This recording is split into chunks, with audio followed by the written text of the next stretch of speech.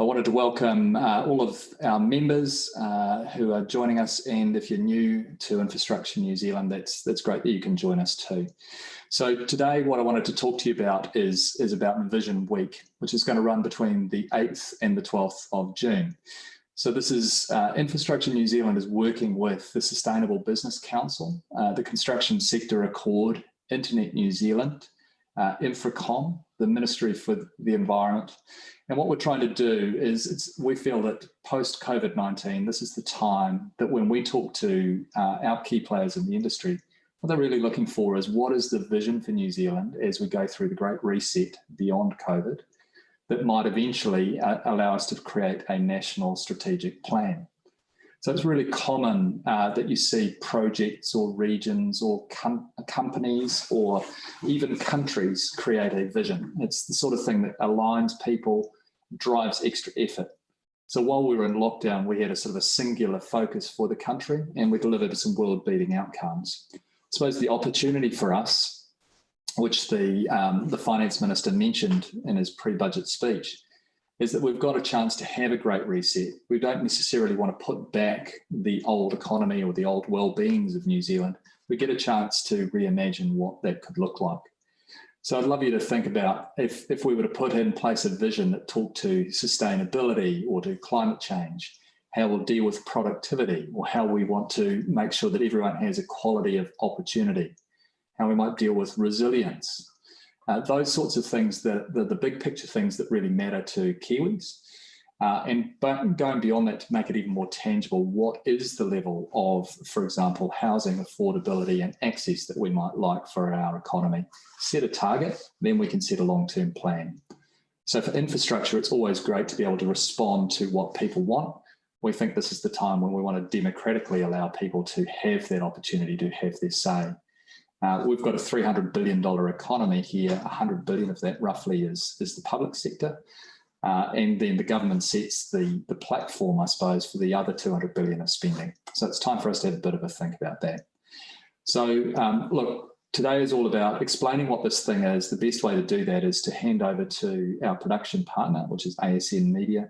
So I wanted to introduce Jonathan to you. Jonathan is going to take you through what this looks like. And I'll come back and wrap up and take any questions that you might have. Please use the question and answer function within Zoom and we'll get to those. Over to you, Jonathan. Thanks, Paul. Excuse me. So yeah, my role today is really to talk more about the nuts and bolts of the content we're producing and how everyone can hopefully join in and add to that in a number of ways. So if I share my screen, actually, just give me a second. So if you haven't been to the website already, then that's visionweek.co.nz. To access all of the content that we'll be showing, you will need to register to become a member. That is free. It's open to everybody. You can do it straight from the homepage, as you can see here, or you can log in at the top, or there's various other prompts throughout the website that will prompt you to register. And of course, if you do see the registration page, you'll notice that if you're trying to access content where you haven't registered. So fill in your details, make sure you've read the terms and policies and agree. And then I've already registered, so I'll just log in. And then that will enable you to see all of the content. To give you a high-level overview first, though, the main focal point of the week is that we're producing roughly a 90-minute live stream TV program that's going to air on the site on the Content Hub from 10:30 a.m. each day. The content included in the program is going to change daily, as in a mix of guest speaker interviews, content sourced from our partners, panel discussions, and interactive Q&A sessions. And what we're really looking from you and your sectors and industries is to contribute to the discussion in any way that's comfortable and meaningful and doable for you. You can see more on the Get Involved page up here.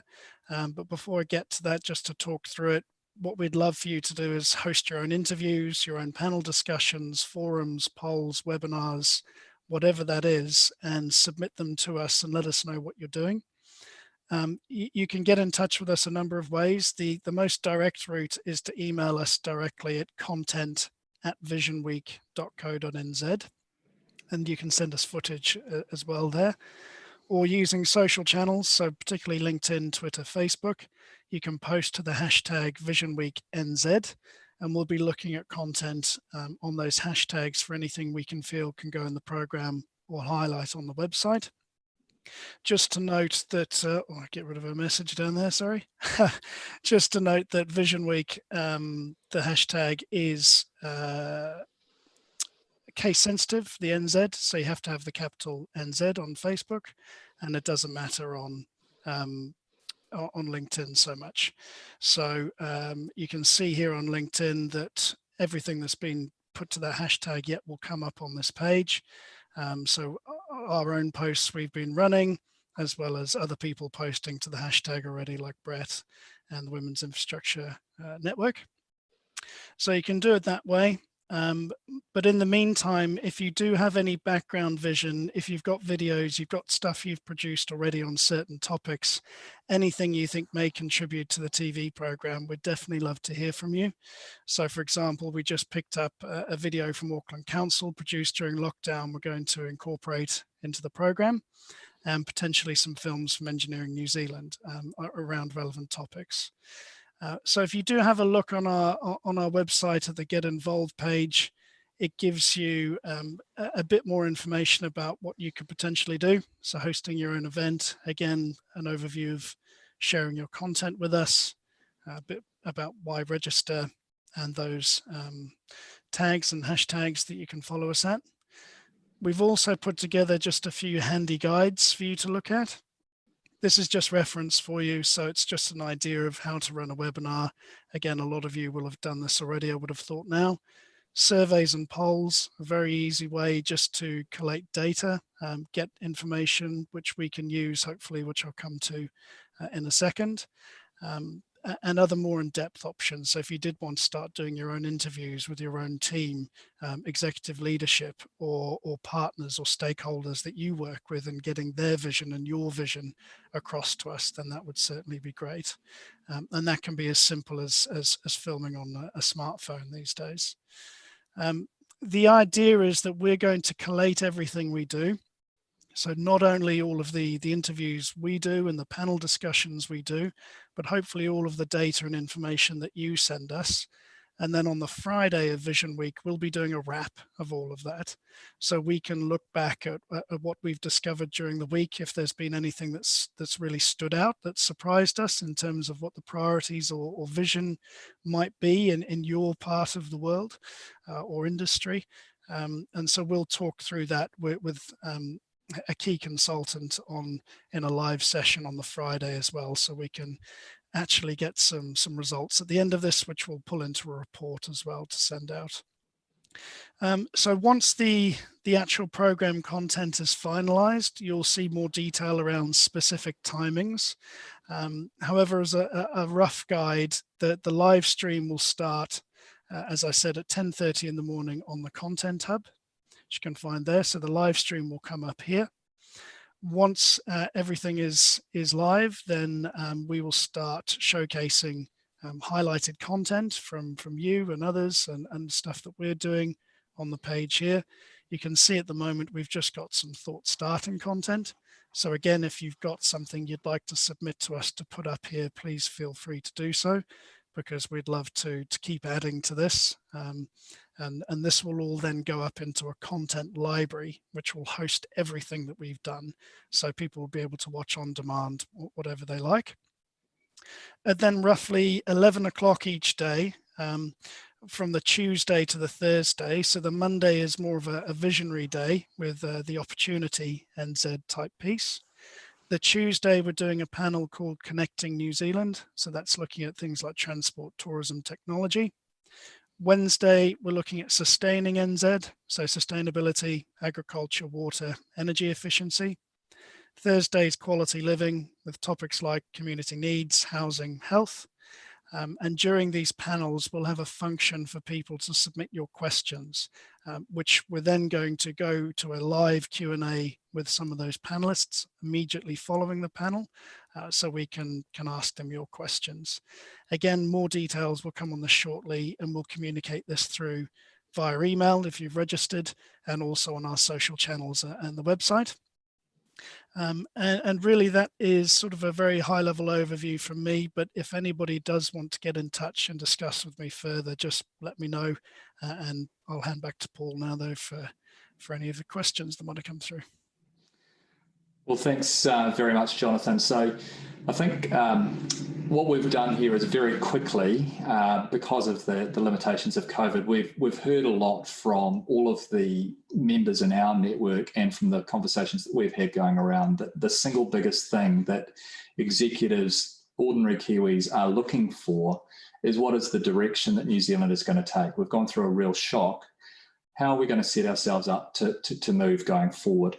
So some countries like Singapore or China or Scotland, actually, if you're a citizen in those countries, you're able to go and see what their national plan is.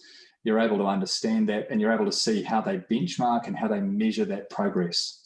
What they do there is they set a high-level vision for what they want to achieve. They don't start with, this is the money we've got and we'll trade away what we can do with that. So it is an opportunity for us to be a bit ambitious. It's an opportunity for us, because we're going to be one of the first countries in the world that's come out of COVID, that our wonderful islands are going to be even more of an attractive place in the world to come and live. So I think Sir Paul Callaghan had that great sort of catchphrase about the place where the world's talent wants to come and be. Perhaps that's us going forward. Maybe that's our way forward. Maybe it's about the first country in the world to have a decarbonised transport fleet. It could be anything, but what we're wanting to do is we're wanting to get ideas from as many wide and diverse perspectives as we possibly can. So it's not about infrastructure. This is the fact that this is a digital platform, as Jonathan has said. A 5-year-old school kid could contribute, a community organisation could contribute, or iwi, or companies. So my ask, if you're a member of Infrastructure New Zealand, you're already part of our sort of NZ Inc. approach to building a better New Zealand and allowing New Zealanders to have a better lifestyle. I know that there are people on this call from Infracom or from Becca or from Watercare and others. What I'd love for you to think about is taking this back to your companies, which will already have a vision for what you do today. We've all gone through a bit of a reset and a bit of a shock. Perhaps the thing that you can do here is what is Becca's role, to use an example, for the next 100 years of New Zealand? How do we tell that story? Maybe we could run a webinar or a poll. Maybe we could put together a 2 or a 3-minute video, send that through to content@visionweek.co.nz. But the biggest thing we're looking for is a network of 5 million. So, you know, this really works, and it's enabled by social media. If people get involved, start putting ideas in there, and the conversation begins. Vision can sound a bit fluffy, and there are those that think that that is a talk fest. What we very much want is actually to provoke, put the pebble in the pond, start some ripples so that we get the national plan that we've always needed.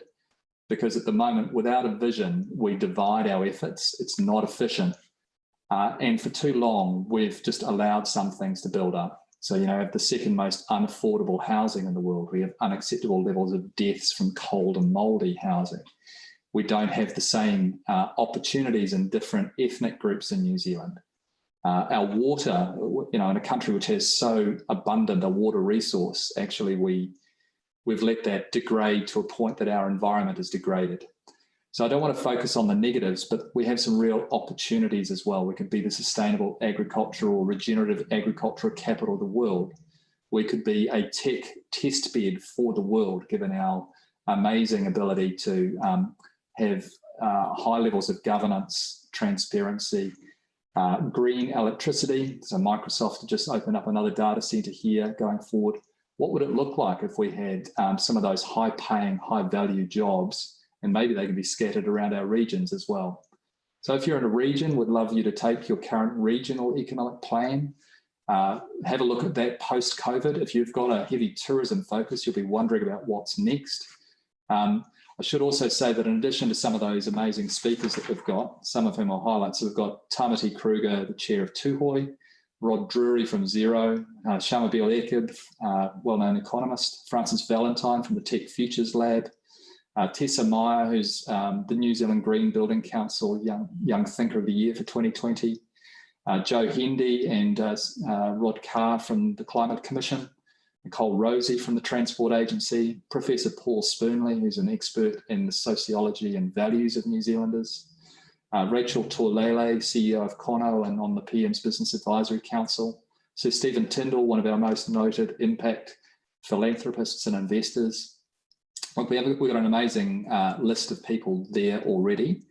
But in addition to that, some panellists include Jolie Hodson from Spark, Stephen England Hall from Tourism New Zealand, Adrian Young-Cooper, the Chair of Auckland Transport, Tracy Hopapa from Federation of Maori Authorities, Alison Andrew from Transpower, Andrew McKenzie from Kāinga Ora, Vicky Robertson from Ministry for Environment, and more to be announced as well.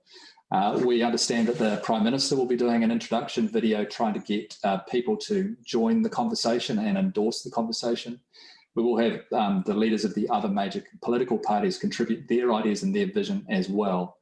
But very much we want this to be bottom up. And so my final thing that I will ask is we're relying on you, having built this platform, what we'd love is for you to get engaged. So if you do nothing more, if you could share this around your organisation, encourage people to register and encourage people to have their say through social media, which is free and widely available using that hashtag. But I'd love the Infrastructure New Zealand family and wider friends to start to get involved and to share some content with us through content at visionweek.co.nz. So look, this is a real opportunity for New Zealand. I'd love you to have your say and be a part of it.